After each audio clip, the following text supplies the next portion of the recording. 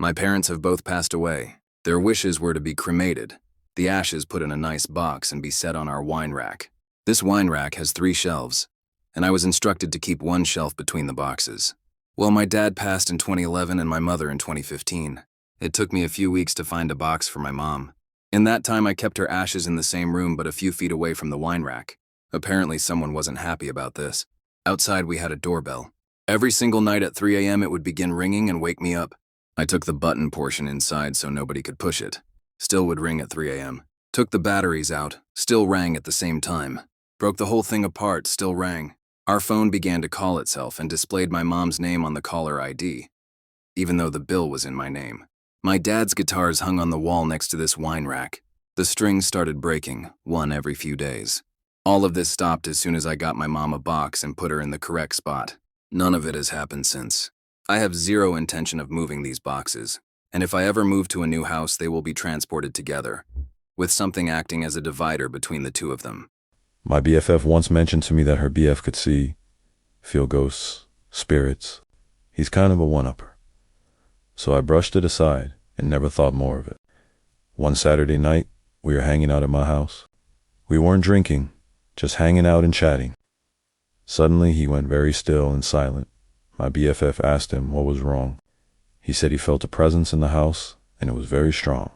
He told us to keep chatting like we were, and he was going to feel for it.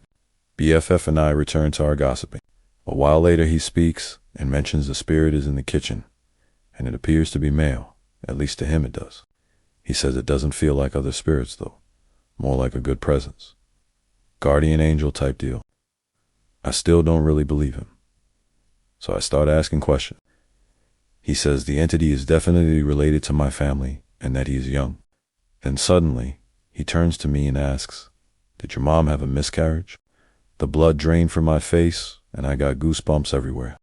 My mother miscarried a child before me. It would have been a boy. My older brother, there is no way he would have known that about my mother, because my BFF had no idea either. Then he said, had she named him? He's trying to tell me his name. It starts with an A. I started trembling. My mom had told me she had planned to name him Alex. He went on to explain how he believes it is my unborn older brother, and he's a guardian angel figure to my mother. He assumed he was there at that time to watch over her. It was unbelievably scary and accurate, because at the time, my mother was going through a really rough time. I never doubted his ability after that. When I told my mother about what had happened the next day, she was sobbing and always thought that the presence she felt by her side was her grandfather, whom she had always been close to, not her unborn older son. I still get chills to this day just thinking about it. My brother passed away on December 22nd at 4:40 a.m. in 2004. I've had a few things happen, like things flying off the shelves or hearing my guitar strings being plucked, but 2 years ago was probably the weirdest. So 2 years ago on December 21, I went to bed around 11 p.m. I usually keep my phone on silent, but I got woken up by my phone ringing in the middle of the night. I saw a number I didn't recognize. Normally I answer anyways, but something felt off, so I just didn't. Can't explain the feeling, I just felt like I shouldn't answer. The phone number left a voicemail, but I couldn't make anything of it. I also noticed that they called at December 22 at exactly 4:40 a.m. I tried to call it back in the morning, but when I called it said, "This number has been disconnected and can no longer be reached." Tried to look up the number everywhere and nothing. The day my dad was buried was filled with stress. After the funeral, family and friends were invited back to my parents' house. One sister is a troublemaker and caused issues that made everyone upset. She and her husband ended up leaving, but the damage was already done. Shortly after, my husband and I decided to leave too. When we got to our apartment a few towns away, my husband and I were sitting in our living room talking about my dad and what had transpired. I was very upset that my sister caused such a commotion when all of a sudden I smelled my dad's Old Spice cologne. The entire living room smelled of this and I began to cry. I looked at my husband and he said he could smell it too. At that moment, I knew my dad had come to my house to make sure I was okay. Just as soon as the smell of Old Spice was in the room, it was gone. It never happened again, but I knew my dad was there. When I was a teen in high school, my best friend and I were home alone at my house watching my little brother while my mom and stepdad went out one Friday night.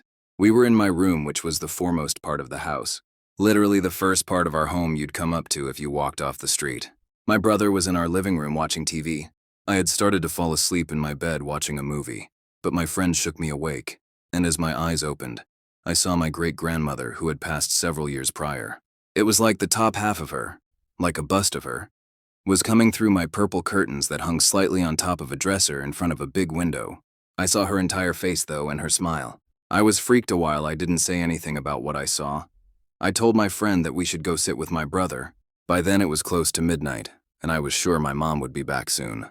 We went to the couch with my bro, and within seconds I saw headlights turn on our lonely street and knew they were back. Yet the lights had stopped short of our driveway and not continued for a few minutes. Then finally, they pulled in and came inside. They were on the phone with police and both frantic because as they turned onto our street, a man was at my window. That window. He was trying to look in or something when the headlights startled him, and he took off across our street, basically running into their car, through our neighbor's field, and gone. Cops took report and all that. A few weeks later, he was arrested outside a home in a subdivision nearby doing the same thing.